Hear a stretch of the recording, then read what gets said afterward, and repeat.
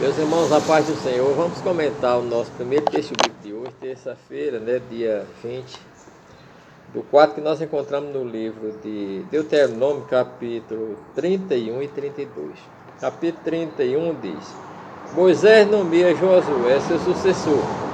Depois foi Moisés e falou essas palavras a todo Israel. Ele disse: da idade de 120 anos sou eu, hoje, e já não poderei mais entrar e sair. Além disso, o Senhor me disse: não passarás o Jordão. Então o Senhor teu Deus passará diante de ti. Ele destruirá todas as nações de ti, diante de ti, para que as possuas. Josué passará diante de ti, como o Senhor me tem dito. O Senhor lhes fará como fez a Sião e a Og, rei dos amorreus, a terra das quais destruiu. Quando, pois, o Senhor vos der diante de vós, então com ele fareis conforme todo o mandamento que tenho ordenado. Então, meus amados irmãos, Moisés já estava chegando ao fim do seu ministério, o grande legislador, e ele agora estava chamando o povo de Deus para um concerto com Deus. E nesse concerto ele dizia que ele, Moisés, já estava velho, de 120 anos, já não tinha mais condições físicas de entrar e de sair com o povo para a guerra, e que Deus que o chamara, já tinha nomeado e dito que Josué passaria com eles a terra, não é? Mas sabendo que mesmo Josué indo na frente, quem ia diante de Josué era Deus. E que esse Deus daria vitória ao povo de Israel, conforme o Deus fez com os reis dos amorreus, não é? Com Og, rei de Bazã, e com Seom, Og e Seom, não é? Que eram reis dos amorreus, aos quais, a terra dos quais Deus dera a Israel. E aí nós vemos, meus amados irmãos, que Moisés disse, que quando o Senhor desse essa terra a eles deveriam guardar todo mandamento que o Senhor fez, destruindo totalmente aquelas nações, os seus deuses, e não aprender os seus costumes, nem dar suas filhas aos seus filhos, nem casar com as filhas dele.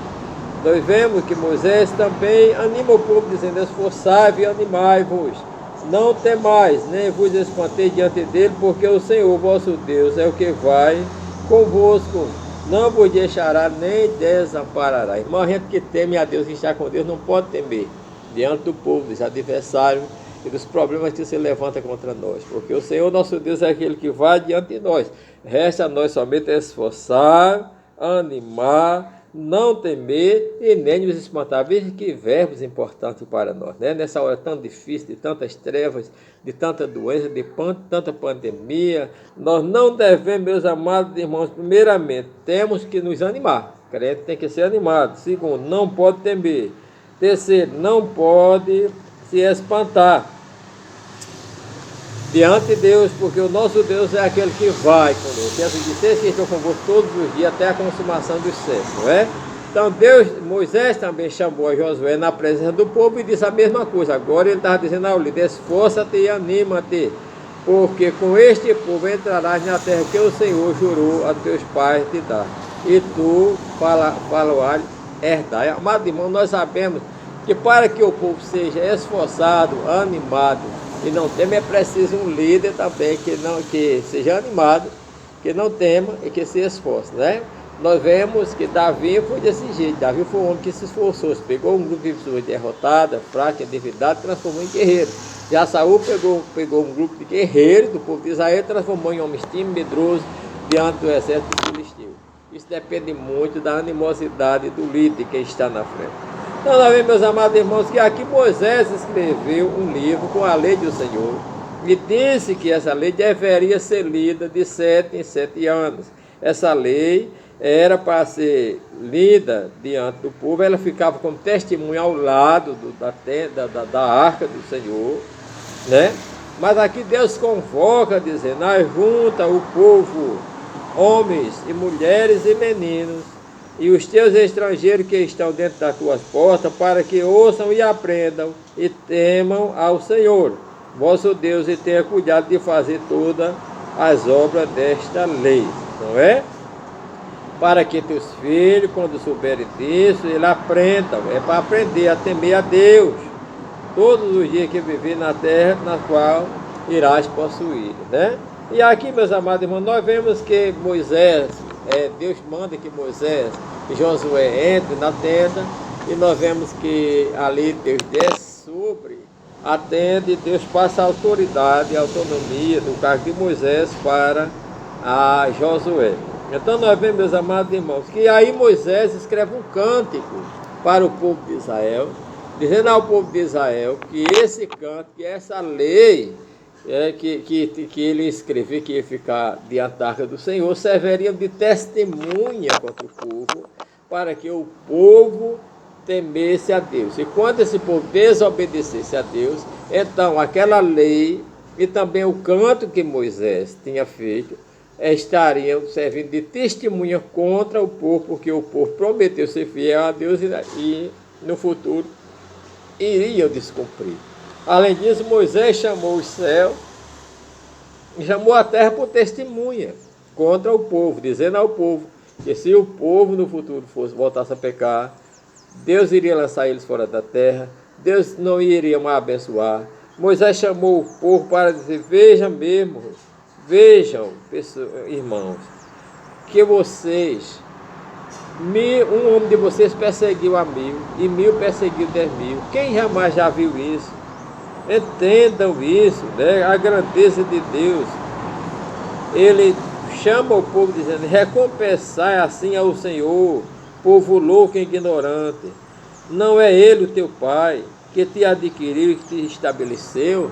Então nós vemos que Moisés, ele via que o povo, além de já ter pecado, Deus já dizia a ele que no futuro esse povo iria pecar. Então Moisés disse: veja a justiça de Deus. Quando Deus destruía os filhos de Adão, as nações, Deus deixou um espaço para que Israel habitasse, para ficar no centro da terra, não é? Então nós vemos dizendo que como a águia despertava do ninho para cuidar dos seus filhos, assim também Israel foi despertado, tirado por Deus do Egito, guiado sobre as asas poderosas de Deus. Deus achou num deserto, Israel, num deserto sombrio, num deserto onde havia uiva, onde havia animais, onde havia ferozes, não é? E Deus trouxe. Mas Moisés disse que engordando Jerusalém, isso era um nome dado para Israel também, deu coice. Irmão, já pensou o que é dar coice? Né? O que dá coice é jumento, é burro, é cavalo, não é? Assim, do coice no sentido de se rebelar, de se revoltar, de não compreender, não é? Esquecer-se da rocha que o gerou e começar agora a buscar outra rocha, outros deuses que eles não conheciam, né, irmão?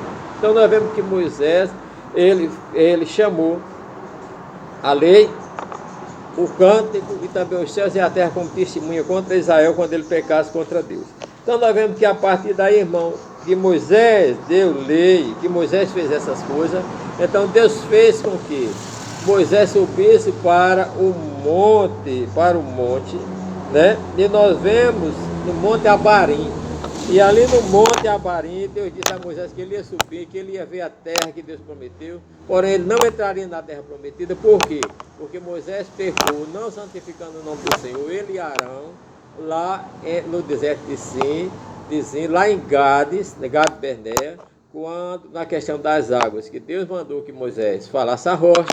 Moisés disse ao povo de Israel: porventura tirará Deus água dessa rocha para vós beber, rebelde. E além disso, feriu a rocha 2 vezes. Por isso, Arão pecou e morreu lá no Monte Hor. Deus mandou ele subir, morreu lá, não entrou na terra prometida. E Moisés também, cometeu o mesmo pecado com Arão, subiu ao Monte Abarim, e ali Deus determinou que ele morresse, não entrasse, ele visse a terra para testemunhar. Moisés também foi uma testemunha da terra, que Deus dava a terra ao povo de Israel, mas porém não pôde entrar por causa do pecado. Irmão, é a única coisa que impede a gente entrar no céu, é o pecado. Todos nós crentes sabem Jesus, que estamos destinados à vida eterna, e isso é certo. Pastor, e o que é que pode impedir de eu entrar no céu? É somente o pecado. Se a gente voltar a pecar, desobedecer a Deus, descumprir a vontade de Deus, a gente deixa de entrar no céu. Segunda coisa, irmão, quem peca junto, morre junto. Moisés e Arão pecaram juntos, mesmo pecado.